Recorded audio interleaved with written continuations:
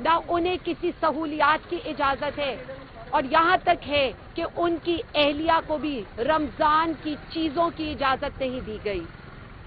تو میرا سوال آپ سب سے یہ ہے کہ یہ انسانیت کیا؟ میں تو آپ کو یہ کہوں گی کہ آپ تو انسان کہلانے کے بھی اس وقت حقدار نہیں ہیں، کیونکہ وزیر اعظم خان نے آپ سے کبھی بھی کوئی سہولت نہیں مانگی، انہوں نے اپنے لیے آپ سے کبھی بھی کوئی بات نہیں کی۔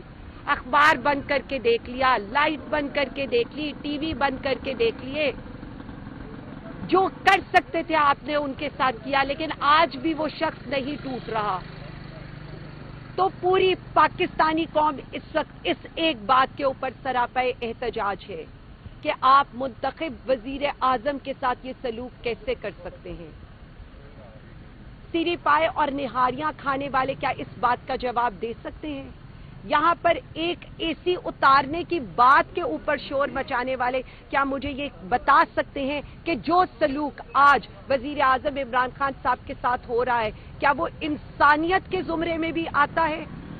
ان کی اہلیہ کو، ان کی بہنوں کے ساتھ جس طرح کا سلوک کیا جاتا ہے، کیا یہی خواتین کی تکریم ہے؟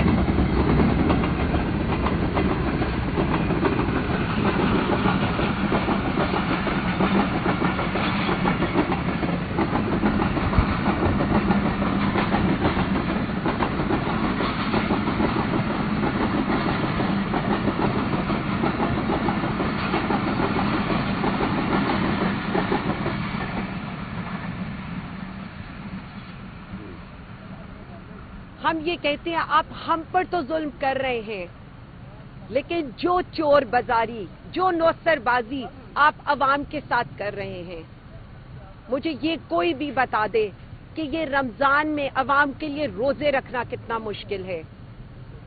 آپ کی گرین لائن، آپ کی سڑک کا پینٹ بھی پہلی بارش میں دھل گیا تھا، اسی طرح قذافی اسٹیڈیم میں پہلی بارش میں ہی ہمیں نظر آ گیا کہ کس قدر کرپشن کی جا رہی ہے اس وقت اس حکومت کے اندر، اور اس حکومت کی کارکردگی صرف اشتہارات تک ہے، اور وہ اشتہارات جو صرف عوام کے پیسوں کے اوپر ہیں۔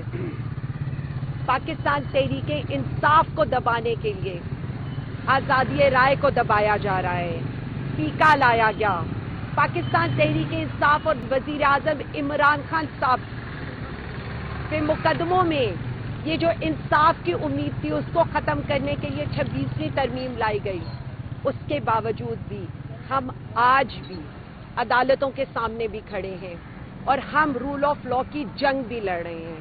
تو میں صرف اتنا کہنا چاہوں گی کہ ہم پاکستان تحریک انصاف صرف ایک لیڈر، ہمارا اب کے بعد جو بھی ایجنڈا ہے وہ یہی ہے، ایک لیڈر وزیر اعظم عمران خان صاحب کے لیے کی رسائی، ان کی رہائی، اور ہمیں یہ تشویش ہے کہ جو ان کے کان کا انفیکشن ہے ان کے ذاتی معالج سے ان کو کیوں نہیں ملنے دیا جا رہا۔